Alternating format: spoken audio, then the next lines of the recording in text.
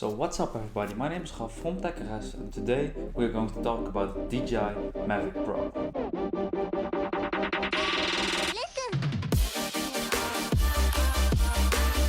For this video we got Dji Mavic Pro, which is in my opinion the best drone that is on the market right now. So let's jump right into it. Okay, so we got the full backpack. When you want to go to your drone, you take out the backpack, you flip it, you zip it open.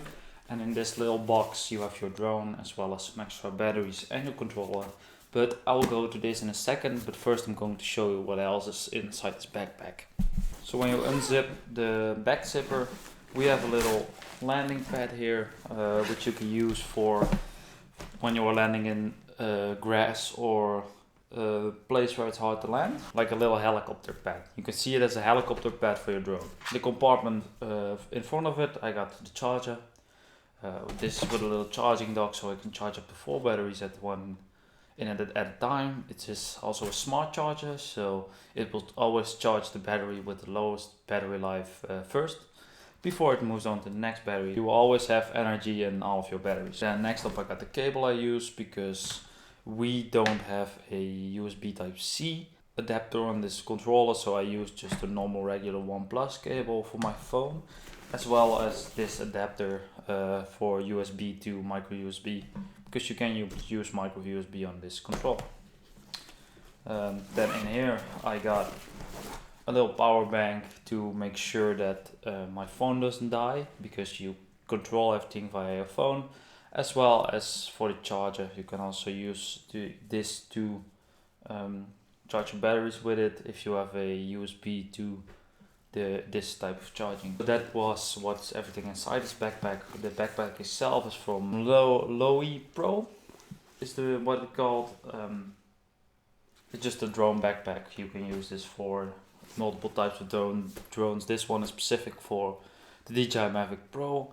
Also this pouch is from Dji Pro, so really good backpack, and I use it for taking my drone stuff with me. Then you also can order the DJI goggles with the drone. I will not show you this right now, but if you want to see a review on these goggles, let me know down in the comments, because there's a lot of settings and a lot of different stuff also in these goggles. So I will not show you this right now, I will only show you the drone. So let me know if you want to see this. Then for the drone itself, when you unzip it, this is what you see. Up here we got some extra propellers, so if one of these break, you always have some extra ones just to make sure you have all your propellers. You have the controller itself, which I will be talking about in a minute. Then the drone itself, and some extra batteries for inside the drone. So right here we got the drone and your controller. I will start it off with the drone, with all the outsides from the drone. So it's a really small, compact drone. You can unfold it to use it. You just flip these ones out, and you have to get these two flips like this. Then you have your drone. Then you got here the little cap to protect your camera, so when you are traveling with it and something hit it, your camera will not get damaged. You can take this off by getting the clip under there. Then this gimbal is actually a stabilizer, so it will stabilize your shots. To make sure it's free, you got this little cap behind it. You press it on these two sides, press it, pull it down, and now your gimbal is free to move. As you can see, this is for protection of the gimbal itself, to make sure that it doesn't get any damage or any scratches. But then the batteries are, you can take these off by just pushing the 2 buttons on the side, and you just take it off like this.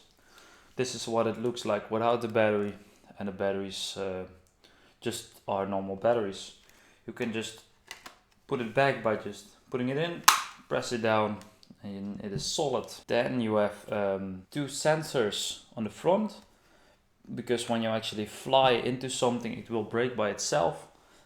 You also got this under here, as well as two extra sensors for the height, to control the height. Then for the controller, we got this little protection to make sure that the joysticks and the screen doesn't get damaged. You of course have your joysticks, as well as a little screen in which you can see all the specs. Then you have these sensors. You just put them up, make sure they are both twisted at the different ways. And up here you got a photo button as well as a record button. So you can, these are shortcuts to recording and taking photos. You also got these two scroll wheels. This one is for tilting the gimbal, so your camera up and down. This one is for changing your brightness. Then behind here you got two buttons. These are changeable. You can set those to either way you want. On the side you have your switch for sport modus. If you want to make cinematic videos, don't set it on sport modus because you will just simply fly too fast. For cinematic you want to fly really slow. Then on the side you have your micro USB. This is where you charge your controller as well as where you put in for the signals. You have to unfold these for the use. They can get pretty wide, so most of the phones will fit in it. Here we have the little connector that you put in your phone. This one is a lightning cable, but you can also order this one with a micro USB as well as with a USB type C. Down here you also got your USB port. You can use this to make sure for other types of cables. I personally use this one with an adapter because for me it's easier to grab, because when there's a big cable down here as well as that your phone is in here, the cable all gets in the way. So I personally use this one more. I like it more, but again, these are personal preferences. The controller feels really well in your hand, especially when these are flipped out. They feel really comfortable. The joysticks are really grippy, so you won't slip with it. They always go back to the middle. Really satisfying sound that they make.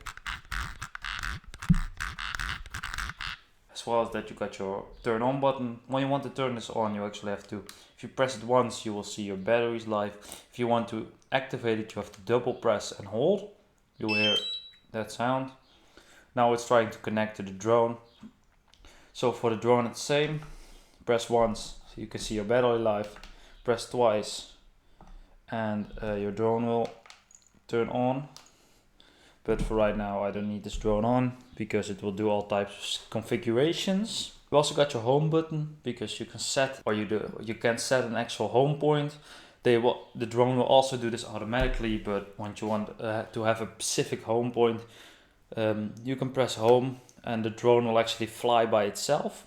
It will fly to the place where it's takeoff or where you set the point, so you will always be able to fly back. Then you also have a little pause button. When you're like recording and you want to set your drone good, you just pause your recording, you fly to the place where you want to have, you press play again and it goes. Then you also have another little joystick.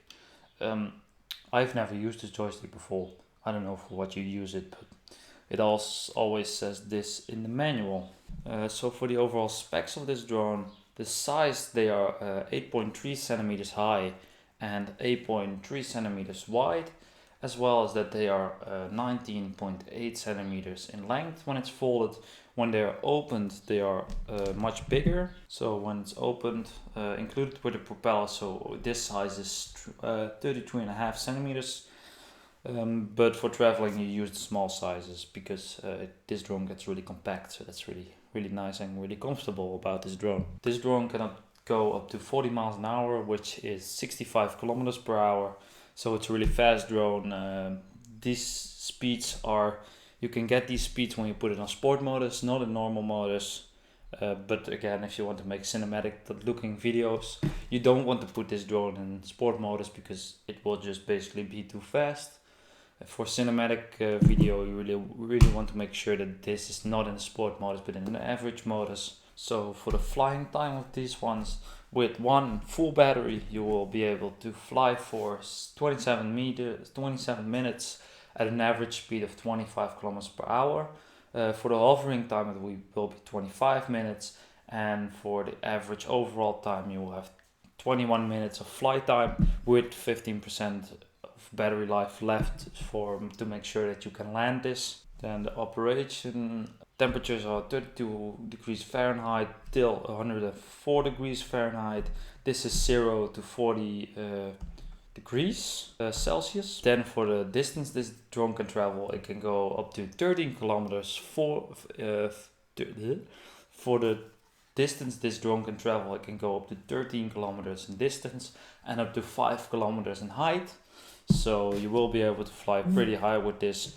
In most of the countries this actually isn't legal. Always make sure to check the height that you may fly from your country, because in every country this is different. In my country you can fly up to 500 meters, not any higher. So always make sure to check what the height for your country, so you don't go any higher as that. Then for the overall camera specs, this drone can videotape up to 4K, and also all the steps in between, so Ultra HD, Full HD, Normal HD, and all the steps in between.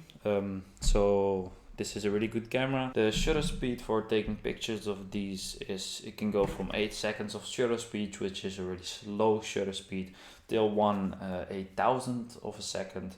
So it will take a picture in a 1/8000 of a second. It will snap your picture. So when you want to make pictures from like birds flying by and you want to make sure that the wings are really still, the shutter speed on these are really high, so you will be able to snap that. Then of course this is a traveling drone. It's a really small drone. For my preference, this is the best drone on the market right now. You also have the DJI Mini, but that one is even smaller, but in the wind they aren't that good. This one has a wind stabilizer, so when the wind is from this side, coming from this side, the drone will actually make sure to hang a little bit like this, so it will stay in a spot. So the stabilizer for the wind on this is really good, so you will most of the time get really smooth shots with this one. You also have the bigger type, so the Phantom or even bigger. Those are not really easy to pack. This one is a really small drone, so really small with really high camera. So for me this drone is perfect to use. I can take it with me easily. If I don't want to take all the stuff, all the chargers, I just put it in a little pouch and I put it in another backpack with the rest of my stuff. So that's really nice. Again, the app for using this drone is the DJI Go 4 app. I will not show you all of the specs about it because there are a lot of settings, like really a lot. Again, if you want to see this, let me know down in the comments, and I will show to you all the specs from the app and the settings that I use. Then I also got a few tips for using this drone. Tip 1 is always make sure that your home point is set good, because if your home point isn't set good and you press the home button, it will fly in a total other different place. Tip 2, make sure you also do drone calibration, so that the drone doesn't like move sideways when you are not using the joystick to move sideways. When you do this calibration, it will always stay still and you will have no problems with it. Then tip 3, make sure that the little cable in your controller is always pressed good, as well as the cable that goes into your phone, because you really don't want to lose any connections while in midair. The drone will not crash when it loses connection.